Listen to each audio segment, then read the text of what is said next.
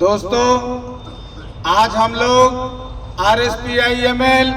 भारत की क्रांतिकारी समाजवादी पार्टी मार्क्सवादी लेनिनवादी की ओर से चंद्रशेखर आजाद शहादत स्थल पर इकट्ठा हुए हैं। ये चंद्रशेखर आजाद की प्रतिमा है और इन्हीं जैसे क्रांतिकारियों की बनाई हुई क्रांतिकारी पार्टी, अनुशीलन समिति जैसे क्रांति के लिए तैयार संगठनों के द्वारा बनाए गए संगठन आजादी के समय, आजादी के पहले और उन्हीं क्रांतिकारियों की धरोहर RSPIML जो आज भी उन लोगों के अधूरे सपने को पूरा करने के लिए प्रयासरत है, आज चंद्रशेखर आजाद शहादत स्थल पर इकट्ठा हुई है। साथियों, आज दुर्भाग्य की बात है कि पूरे हिंदुस्तान में चंद्रशेखर आजाद का नाम सिर्फ जानते हैं लोग, भगत सिंह का नाम जानते हैं लोग, लेकिन भगत सिंह और चंद्रशेखर आजाद का उद्देश्य क्या था, उन लोगों का सपना क्या था, यहाँ तक कि उनके पार्टी, उनके संगठन का नाम तक नहीं जानते हैं लोग। इसलिए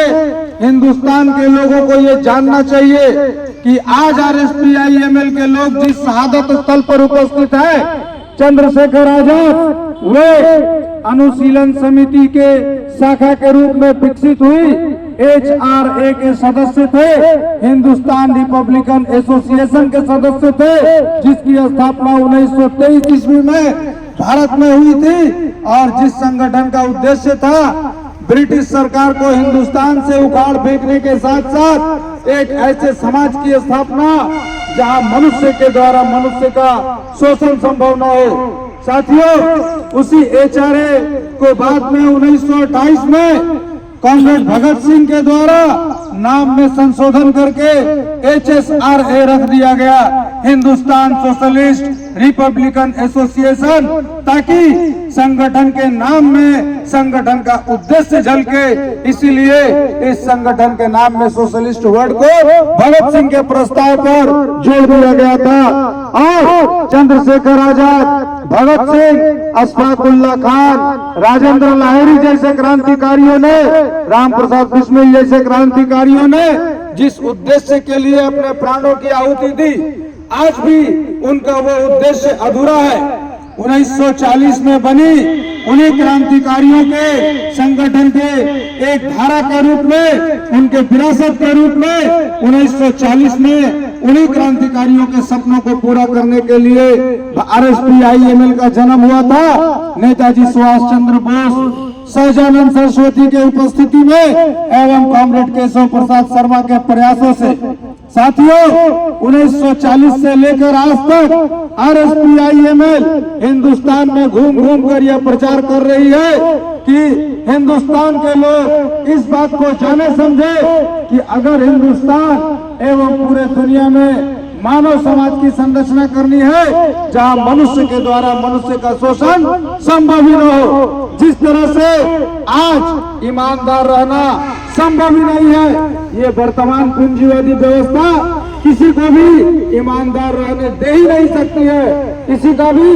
सुखी देख ही नहीं सकती है। आज ये वर्तमान व्यवस्था मुनाफाखोरी पर आधारित है। अनाज, दवा, कपड़े उपजाए जाते हैं, बनाए जाते हैं ताकि उन्हें बेचकर मुनाफा कमाया जाए, इसलिए नहीं कि वो लोगों का भूख मिटा सके, तन ढक सके। दवाइयाँ इसलिए नहीं बनाई जाती कि लोग बीमार ना पड़े,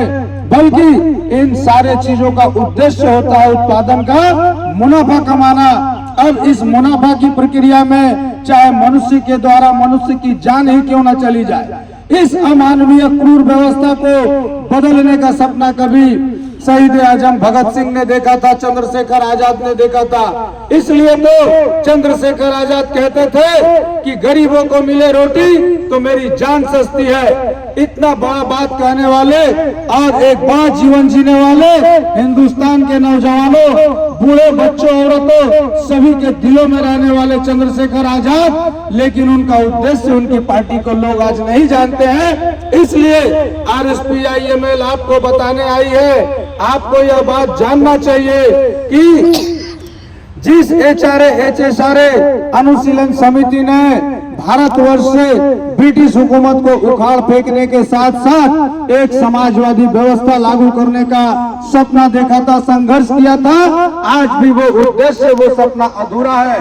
और जो लोग इस अधूरे सपने को पूरा करने के लिए चंद्रशेखर आजाद और भगत सिंह के रास्ते पर चलकर हिंदुस्तान में उनके सपनों का हिंदुस्तान बनाने का प्रयास करेंगे,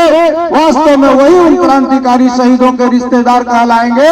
और यही उन लोगों के लिए सच्ची श्रद्धांजलि होगी। चंद्रशेखर आजाद जिंदाबाद कह देना,